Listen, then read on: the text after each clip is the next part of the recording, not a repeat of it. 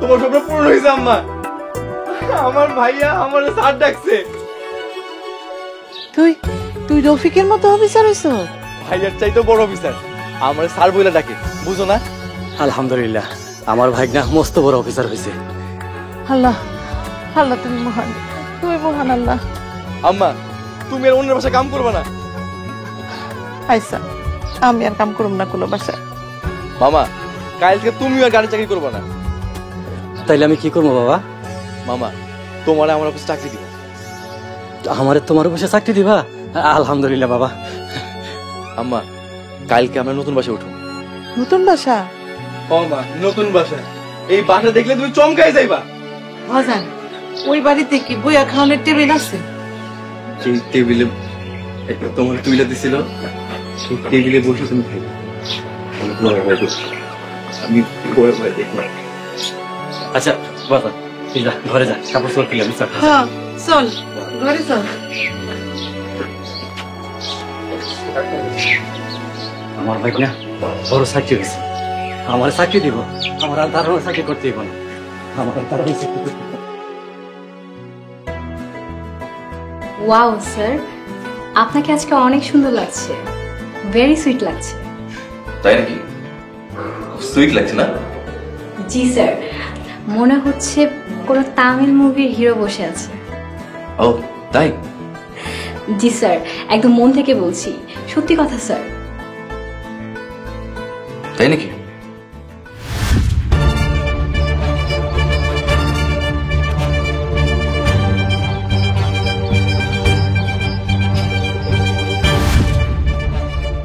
ফাইজলামি করতে আসেন?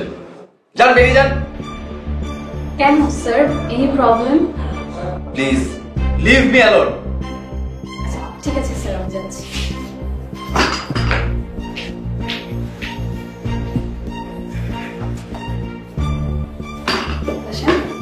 কি হয়েছে? সোনিয়া ফাইজলামি করছিল।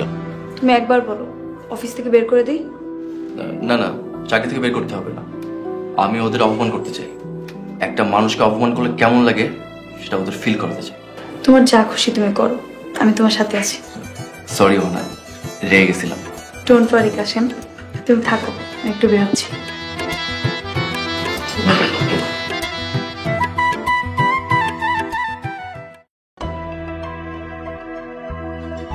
কি হয়েছে সামিয়া? স্যারকে আমি বলেছিলাম আপনি দেখতে অনেক সুন্দর, পরে স্যার আমাকে ঝাড়ি দিয়েছে। তুমি যতটা সহজভাবে ওকে নিচ্ছ, ও ততটা সহজ নয়। ভাইয়া, শুনেছি অহনা ম্যাডাম নাকি কাশিমকে বিয়ে করবে। কি? ওর মতো খ্যাত রিক্সা চালক ওকে ম্যাডাম বিয়ে করবে? হ্যাঁ, ঠিকই শুনেছেন। আমি কাশেমকে বিয়ে করব। কাশেম কাইয়া খ্যাত হতে পারে, রিক্সা চালক হতে পারে, কিন্তু আপনাদের মতো অমানুষ নয়। ম্যাডাম, আপনি কি আমাদেরকে অমানুষ বলছেন? ম্যাডাম, আপনি কিন্তু আমাদের অপমান করছেন। মান সম্মান আছে আপনাদের? ভুলে যাবেন না ম্যাডাম, আমি এই অফিসের প্রজেক্ট ম্যানেজার। না, ভুলে যাইনি। আর আপনার 1.5 কোটি টাকার কথাও ভুলে যাইনি।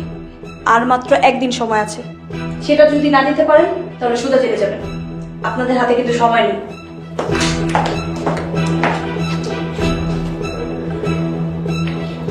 ভাইয়া, আমার মনে হয় ম্যাডাম কাশিমকে জাল করে বশ করে রেখেছে। আমি কিছু জানি না, আমার মাথায় কিছুই কাজ করছে না। আর তুমি যাও, বাকি ফাইলগুলো রেডি করো। যাচ্ছি।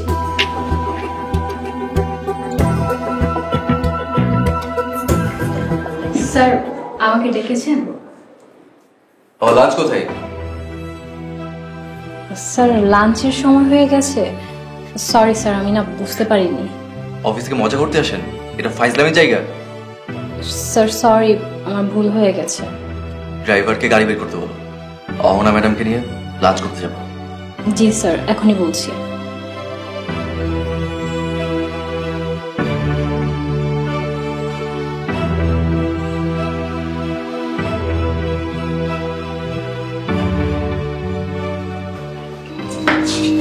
আমার একটা কথা শুনুন। কি ব্যাপার? আপনি আমার অনুমতি ছাড়া আমার রুমে ঢুকলেন কিভাবে? ছোট ভাই, আমার একটা কথা শুন।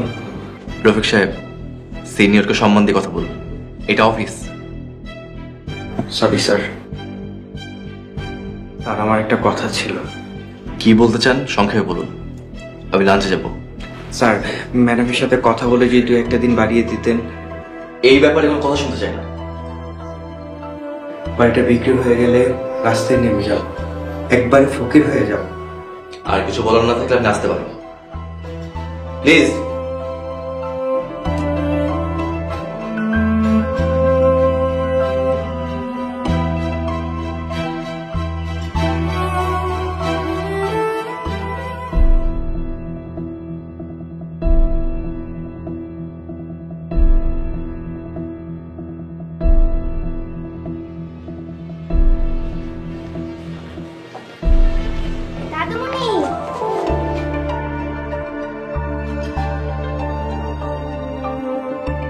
আপনারা আপনারা কি চান? এই বাড়িটি এখন কোম্পানির। কি বলছেন এসব? ঠিকই বলছি, এই বাড়িটি আমি কাশেমের নামে করে দিয়েছি। আপনারা সবাই সসম্মানে বাড়ি থেকে বের হয়ে যান। ম্যাডাম কি বলছেন? এই বাড়িটা আপনি কাশেমের নামে করে দিয়েছেন? হ্যাঁ, এই বাড়ি কাশেমের নামে কিনে দিছো তুমি? যে বাড়ি থেকে আমাগুলো বাইকগুলো দিছিল, সেই বাড়ি আমরা কিনে নিছি। যেই ডাইনিং টেবিল থেকে তোমরা উঠাই দিছিল, সেই টেবিলে বসে তুমি খাবার খেয়ে তোমার কেউ ডিস্টার্ব করবো না। আল্লাহ মহান, আল্লাহ রহমানের রহিম। ম্যাডাম আমাদেরকে 2-3 ঘন্টা সময় দেন, আমরা গুছিয়ে বের হয়ে যাব। দাঁড়াও ভাইজান, ভাবি তোমরা কোথাও যাইবে না। আজ থেকে আমরা সবাই এক লগে থাকবো।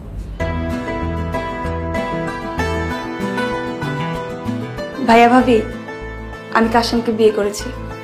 আপনার এখন আমার আত্মীয়, আত্মীয়দের বাড়ি থেকে বের করে দিই কিভাবে?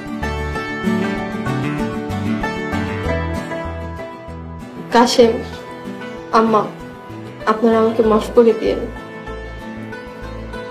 আম্মা তুমি আমারও মাফ করে দিও।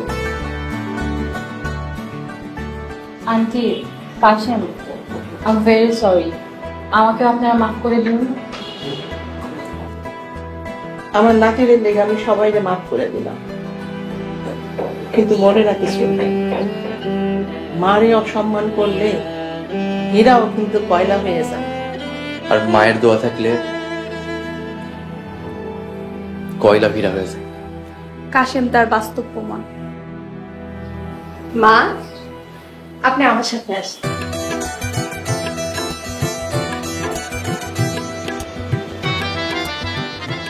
আপনি এখানে বসুন। কাশেম তুইও আয়।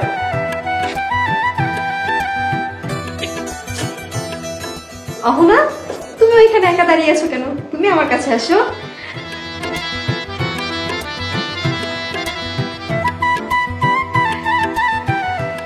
এখন এখন আমার সংসারটারে পরিপূর্ণ লাগতেছে।